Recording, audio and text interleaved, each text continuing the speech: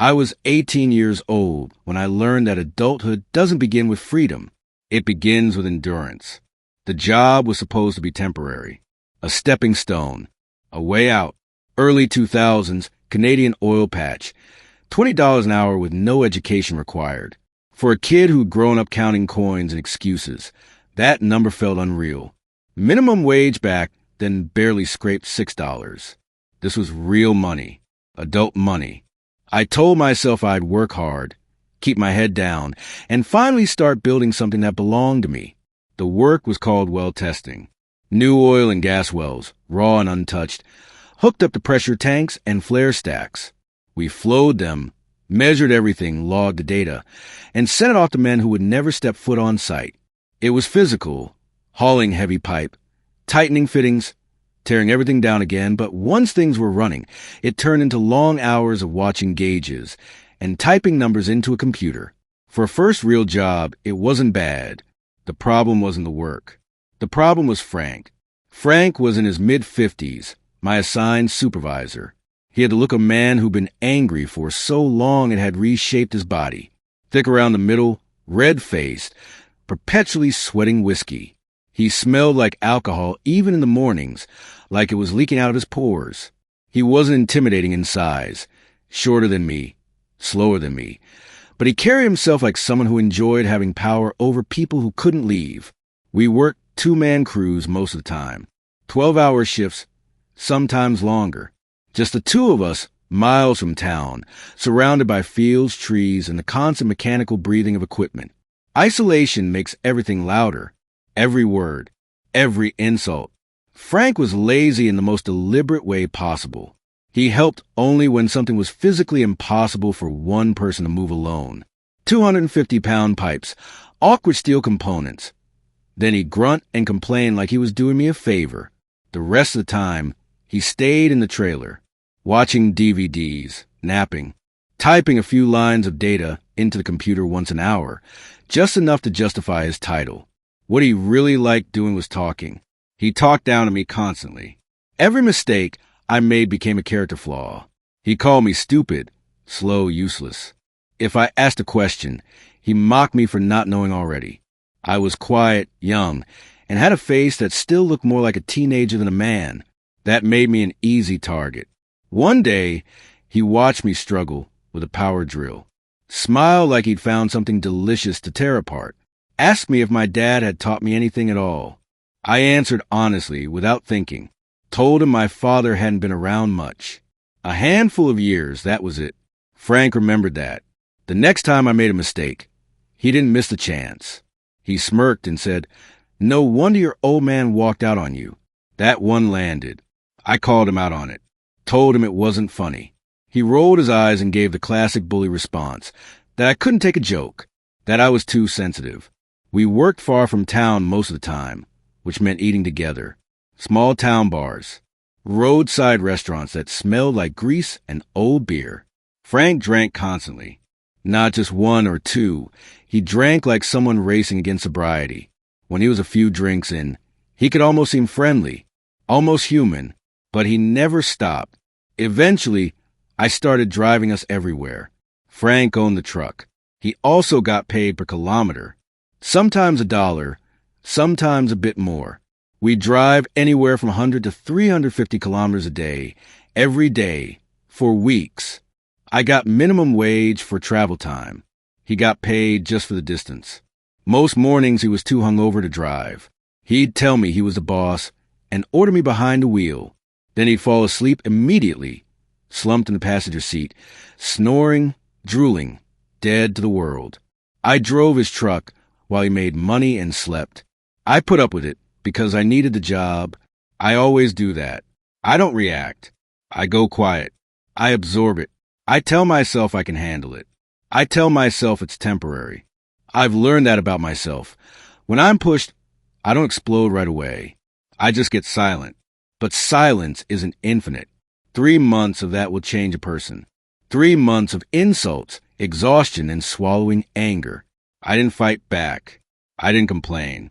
I just worked harder and talked less. But something inside me was shifting. I could feel it, the pressure building. The breaking point came over dinner. We were out of town on another job, sitting in a dim bar that smelled like fried food and spilled beer. Frank was already a few drinks in. I said, calmly, carefully, that it was kind of messed up he slept while I drove his truck and still got paid. I suggested maybe he could kick me a few bucks for the effort. That was it. Something snapped in him. He exploded, called me ungrateful, threatened my job, reminded me how easy it would be to replace me, told me I was nothing without this work, without him. The tears surprised me, not because I was weak, but because I was young and trapped and furious. When he threatened my job, it felt like the floor dropped out from under me. I went quiet again. That deep, dangerous quiet. That night, I decided I was done. I didn't even want revenge. I just wanted away from him. I've been taking notes already, planning to ask for a different crew. I wanted distance. Peace. The next morning, Frank was passed out in the passenger seat as usual. Whiskey sweat, mouth open, snoring. About 30 kilometers from sight, I saw a semi-truck pulled over on the shoulder, engine running, driver outside, stretching his legs. The idea came fast, too fast. I pulled over. Frank didn't move. I got out and walked over to the trucker, explained I needed a favor, didn't give details, just said I wanted to scare my buddy awake. The trucker smiled immediately, like this was exactly the kind of chaos he lived for. I maneuvered Frank's truck, so we were nearly bumper to bumper with the semi, facing each other. Perfect alignment. I flipped on the hazard lights. The trucker climbed back into his cab. I laid on the horn. The semi answered with headlights, and then the air horn. The sound was massive, violent, biblical. I screamed like we were about to die. Full panic, full volume. We're gonna die. I hammered the horn again, screaming bloody murder as the air horn blasted back. It lasted less than a minute. Frank launched upward like a missile. He slammed his head into the ceiling, screamed, howled. The smell hit immediately. Fear, shit, panic. His face turned a deep, alarming red. He looked like he was being boiled alive. I threw the truck into reverse and peeled away before he could form a sentence. I waved at the trucker as we pulled back onto the highway. Frank tried to speak, tried to threaten me, but his words came out broken, tangled with rage and terror. He yelled that he had dangerously high blood pressure, that I could have killed him, that he could have had a stroke. At 18, I barely knew what a stroke was. I laughed. I laughed so hard my sides hurt. I told him he should calm down. Said it wasn't good for his blood pressure. Asked him, sweetly, if he couldn't take a joke. Every time he tried to scream, I laughed harder. The angrier he got, the funnier it became. For 20 minutes, all the way to sight, he fought two battles at once. The urge to kill me and the fear his own body was about to betray him. His face stayed that same terrifying shade of red. I asked him if that was his normal color. When we arrived, he ordered me out of the truck and told me I was fired. Then he stomped off to call the company owner. I smoked cigarettes and laughed quietly to myself for 4 hours while I waited to be picked up. I savored it. Not pride, just relief. When the boss finally arrived, Frank told his story, painted me as a monster, claimed I had tried to kill him. When it was my turn, I told everything. Every insult, every mile, every drink. Every morning, he slept while I drove. The boss listened. Then he laughed, not because it was funny, but because he knew exactly who Frank was. I wasn't fired. I was moved to another crew. Frank was told to shut up and get back to work. I stayed with the company until I went back to school. Word spread. I earned a reputation, not as a hero, but as someone you didn't push too far. And Frank? He never joked with me again.